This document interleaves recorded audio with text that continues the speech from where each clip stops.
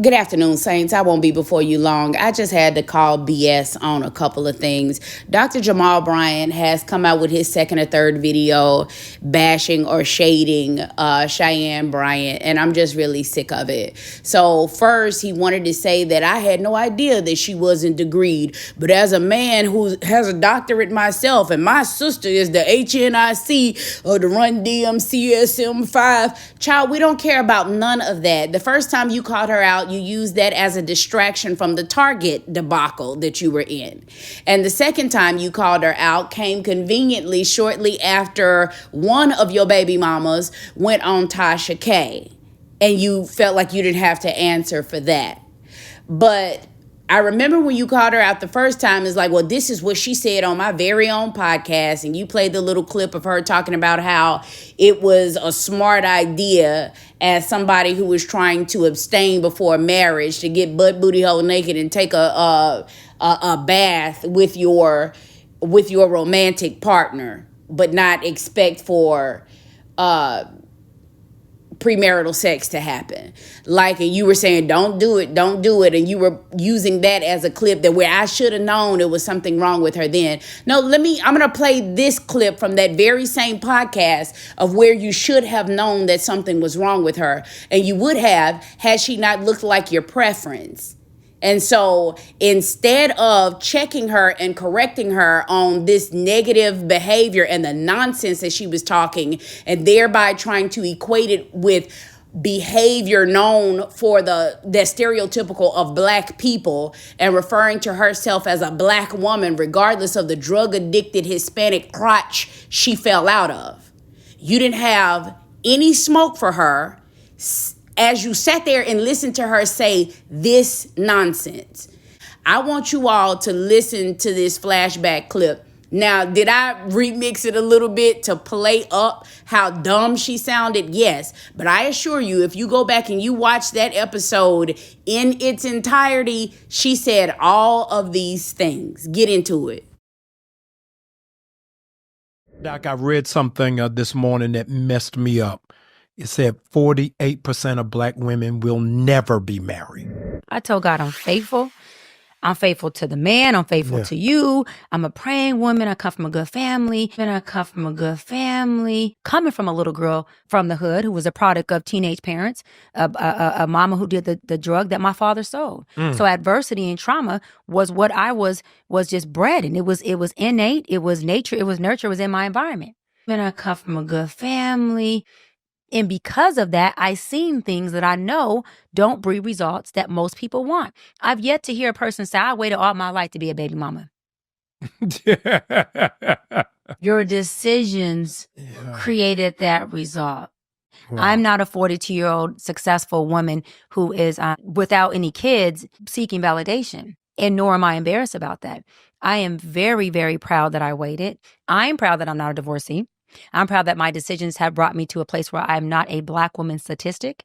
I'm actually the anomaly because I have not made the decisions that has bred me the results of the results I'm trying to change in our community. I'm talking about it because I made great decisions. So I didn't become a divorcee. So I didn't become a baby mama. So I beat the statistics.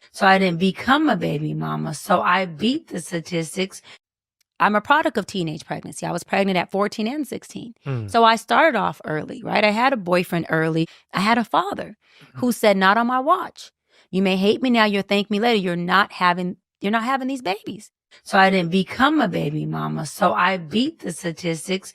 I've saved myself in so many ways. I'm not promiscuous. I don't believe in casual sex. Yeah. I'm a product of teenage pregnancy. I was pregnant at 14 and 16. Yes. You know, I don't even date casually. And then you send me this joker. And I've been engaged twice, called off 2 weddings. My first engagement, I was a breadwinner. My second engagement, right? I was a breadwinner the first relationship. I was a kept woman the second relationship. So I got to experience both. And you called off both? I called off both weddings because I made great decisions.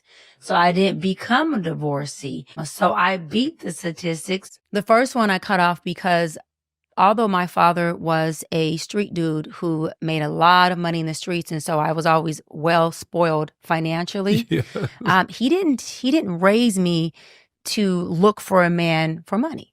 Yes. Right? Street term. He didn't raise me to be a gold digger. Yeah. And so I found a man of good character, but he had no work ethic. Although I'm not denying him of my body, I've saved myself in so many ways. I'm not promiscuous. I don't believe in casual sex. So I didn't become a baby mama. So I beat the statistics, right? Although I'm trying my best to still show up in my best form. It's causing an internal struggle because I'm winning the bread and yeah, he's domesticated, but this is not the role that feels natural for me. And my father kept saying, but he's a good man, baby. But this is coming from a father who was a great father, but a womanizer. I mean, I come from a good family who's a provider. It didn't work. So I left that relationship because I had stayed 6+ years. Your decisions created that result. And while I was there, I got 4 degrees. He didn't even transition into work or a career, but he a lazy man. Yeah. And because of that, I'm not willing to be the breadwinner. He didn't raise me to be a gold digger. Yeah. Mind you, Cheyenne's following on IG alone has gone up by 2 million since they outed her for not having a real doctorate or a doctoral, as that idiot said. So I want you blacks to know how bad your colorism and your bias as it pertains to phenotype is really helping to rot your brain, because these are the type of people that you platform and pedestalize. Meanwhile, an actual black woman cannot get you to like, share, subscribe, and follow and hype a video up for free when it only takes you a few seconds. And I'm not talking nonsense. I'm talking that real talk. Biracials love to claim to be black because whatever race, other race that you're mixed with no longer claims you once you're mixed with black. They devalue blackness.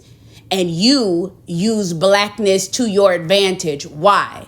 Because being mixed with black when you're in the presence of whatever other race you're mixed with puts you at the very bottom of their hierarchy. But being anything other than completely black, unambiguously black, non-dark-skinned black, non-afro textured hair black puts you at the top of black hierarchy due to internalized self-hatred. I hope y'all get over that, because that's not a problem that I have. And also, try your hardest not to be a statistic. Lord have mercy.